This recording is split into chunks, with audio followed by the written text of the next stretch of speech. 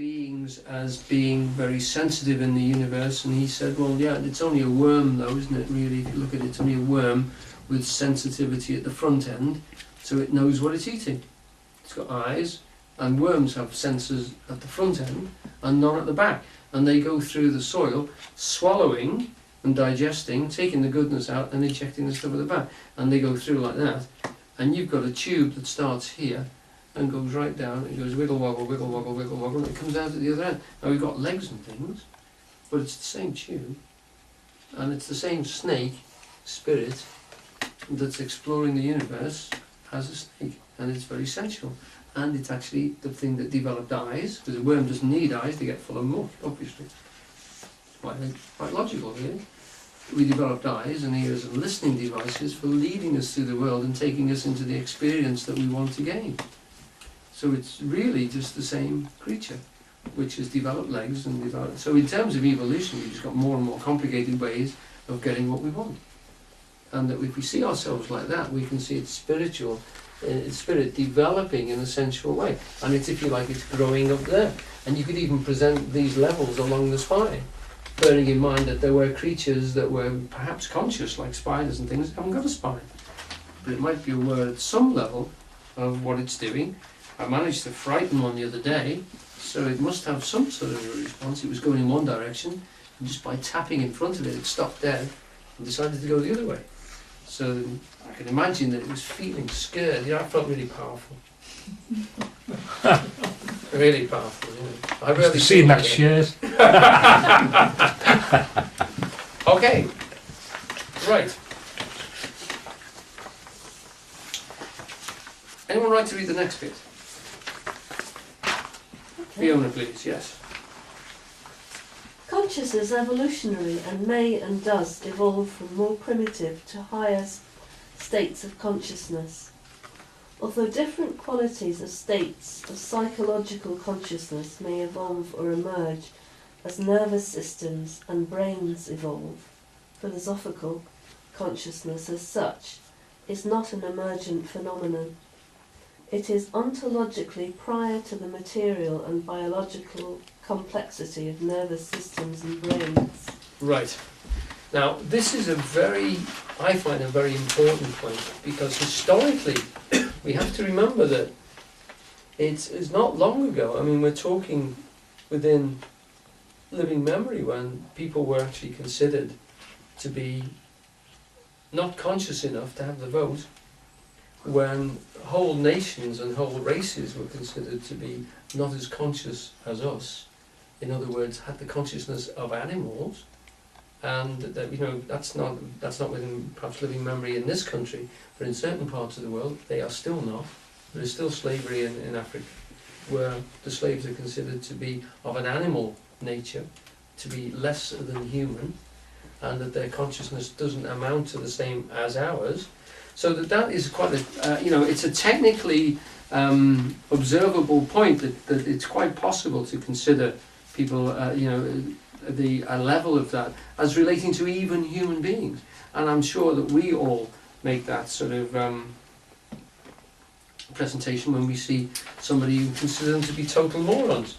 You know, we say this in conversation. We're actually damning people to literally being less conscious than we are of situations. Now, what he's doing here, he's bringing out a qualification here of the difference between philosophical consciousness, but in whether something is conscious or not. So that when we're arguing about whether an electron is conscious or not, we're talking about whether it has any concept of interiority at all, no matter how minimal or how highfalutin. We're talking consciousness across the board. It's ontologically necessary or unnecessary in that situation. But talking psychologically, we can actually say, well, no, this is the diagram here. So you have to remember, from a philosophical point of view, it's either conscious or it's not. But from a psychological point of view, we can talk about grades of consciousness. And literally, we can put people, as we have done in the past, or creatures, or systems, if you like, as being more or less conscious. And there are social scientists who would say that groups of people respond in a conscious or unconscious way. They say distinctly, if you read the sociology of crowds, for instance, that crowds become unconscious, they become panic-stricken and behave in completely irrational ways. And in other times they behave very rationally and very responsibly. And what is it that makes a group of people into, a screaming mob from a polite crowd? And it's quite a sophisticated level of sociology.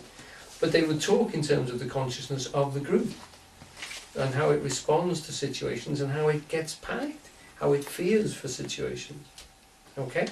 So these are things which are, they're not just philosophical points. I remember one guy on TV saying that, surgeon, and he said that he regularly has to decide whether somebody is conscious or not, because he has them on life support, and he's only got several life support systems, so he does need to switch several people off a month, and whether or not they will ever come back.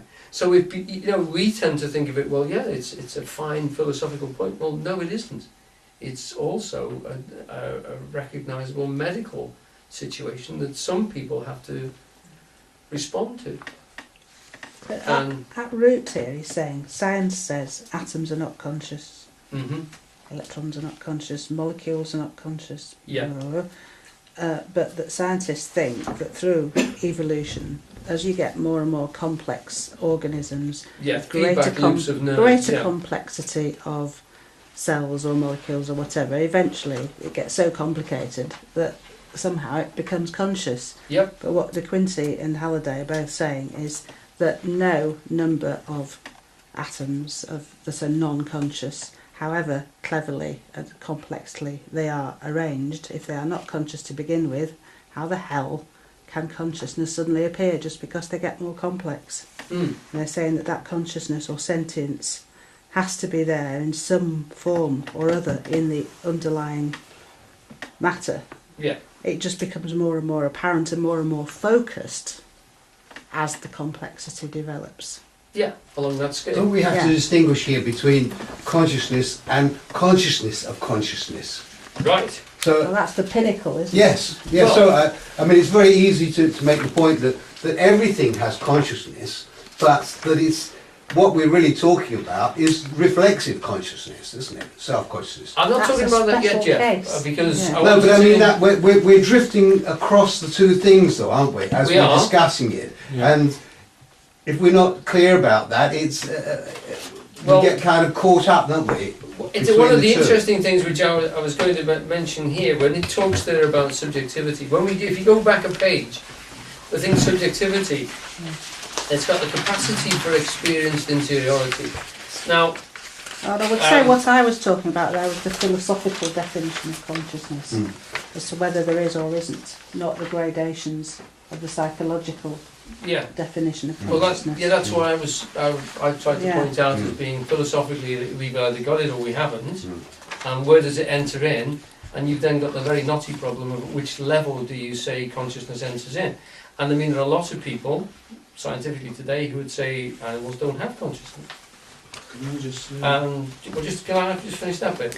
And it's important because the way we treat them. So that if you're going to, if they're not conscious, then you can do all sorts of things to them. And Well, they're changing their minds all the time because they're discovering more and more animals that use tools, for example. yeah, Not just, and they're discovering that certain types of ape can do things that we can do that monkeys can't. well, the And self-consciousness. they're beginning to yeah. realise that the special status we give to ourselves as humans, and therefore we can treat everything else badly, we're beginning to discover that some of the things we consider make us human are actually shared Mm. by some of our cousin animals. Yeah. Therefore, we shouldn't treat them like we are Well, doing. no, but the therefore has been cut off because Mm. they would say, well, that doesn't actually make them conscious just because, as No, they as have Bob all was sorts arguing of before, you social can get interactions. you can And, get a computer which can go Yeah. through an awful lot of these processes and design tools.